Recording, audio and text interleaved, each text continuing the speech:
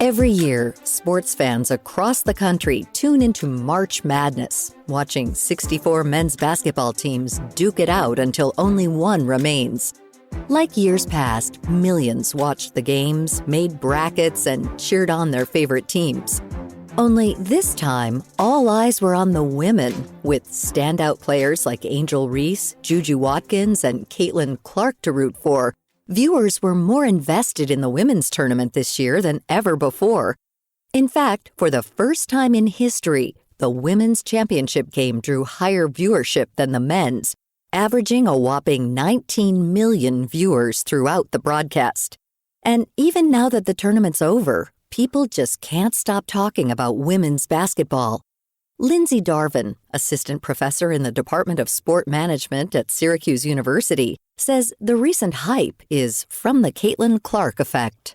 It's happening fast right now because of this Caitlin Clark effect that people like to call it. And Caitlin Clark has a lot to do with it, obviously. Her popularity is helping the game grow and helping women's sport grow. But it's been kind of a steady climb to this point. I think a few things are at play. Social media is huge right now for women, especially women athletes and women teams. And women athletes are better at using social media, and women fans enjoy using social media for their sport content more than fans of men's sports. So it's been a few different things, but I definitely think that some of that organic marketing ability has been incredibly helpful.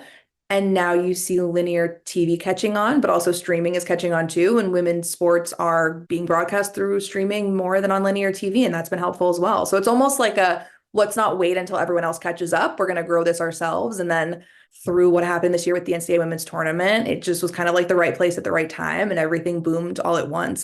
If you're unfamiliar, Caitlin Clark broke the NCAA all-time scoring record this year and was the first overall pick at the WNBA draft.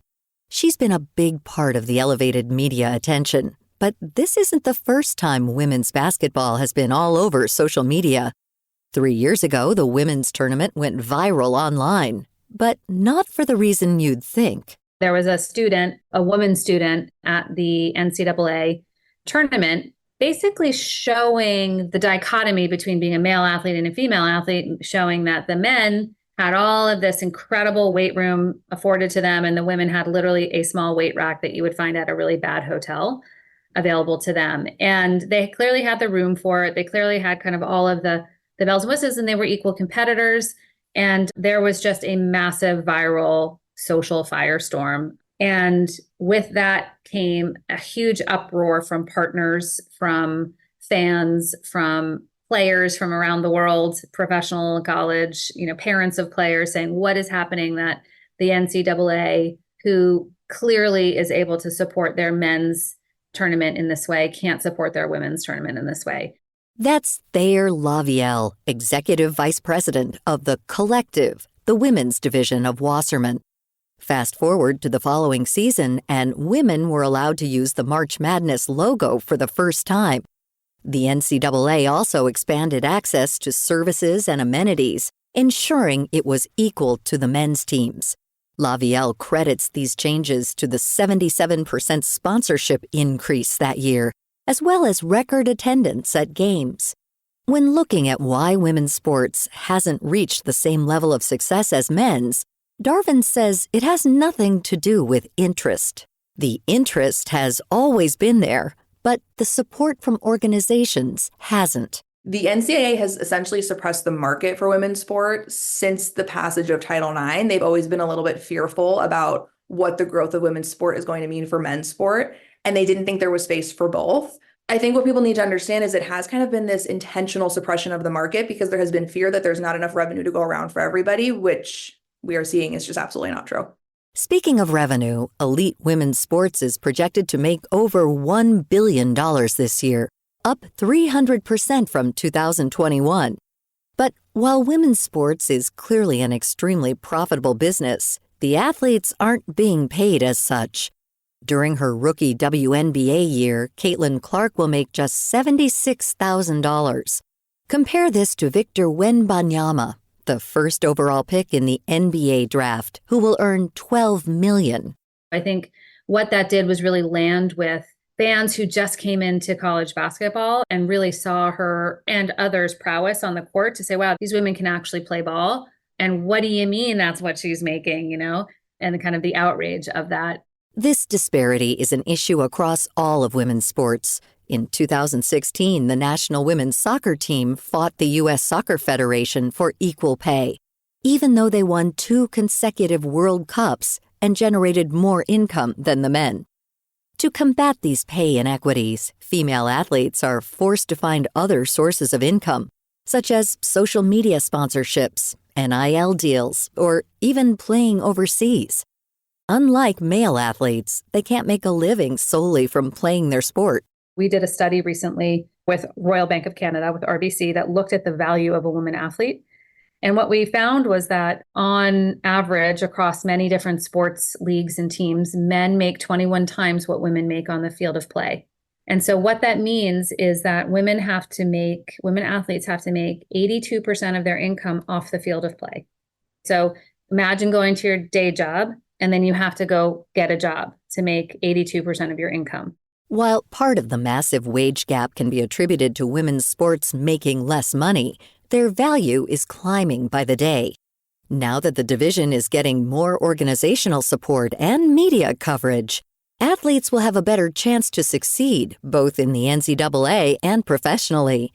Lavielle says the next step is to add more leagues and teams, which will expand the business and give more female athletes a chance to go pro. Another study we did last year, actually, we looked at the coverage number going up of less than 4% of women's coverage or sports media coverage dedicated to women's sports going to 16%.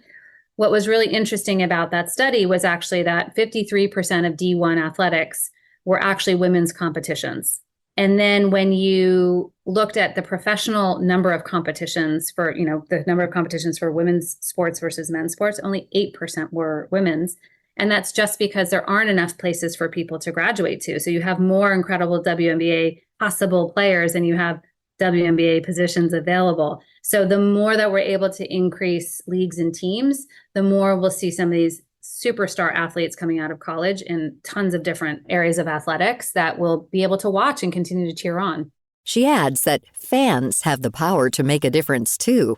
If there's a women's sports team or particular athlete you want to support, the best way to do it is to go and watch them play. Women's games are typically cheaper and more accessible, but that could easily change in the coming months and years. While most of the recent buzz has revolved around basketball, it's important to recognize that interest in all women's sports has been climbing steadily for years. And now that these teams and athletes are becoming more mainstream, they'll need our support to keep the momentum going. It turns out the Caitlin Clark effect is creating a movement that extends far beyond just basketball. Look no further than professional women's hockey, right? So they are, breaking records almost every game. It's hard to keep up with all the records that they're breaking in terms of the amount of fans that are attending these events. I think that they just hit 18 or 19,000 fans at one of their events, right? So women's hockey is definitely coming up. I would say even like a women's lacrosse is definitely seeing a lot of growth. It's going to carry over to the Olympics as well, which are coming up. So the momentum is really great right now for this and all of this growth. Traditionally, women athletes see really great coverage numbers during the Olympics. So that's probably just going to continue to increase with the Summer Olympics coming up in Paris. So yes, it's transcending all sport. It's not just women's basketball. And obviously women's soccer has been at the top for a very long time. And we're going to continue to see that grow as well too. The growth has been there for all women's sports. And what's so great about women's athletics is once one sport does well, we tend to see that it carries over to the others. To find out more about Lindsay Darvin, Thayer Lavielle, and all of our featured guests, visit viewpointsradio.org. For more behind the scenes, check out Viewpoints Radio on X, Facebook, and Instagram. This segment was written and produced by Grace Galanti. Our executive producer is Amira Zaveri. Studio production by Jason Dickey. I'm Marty Peterson.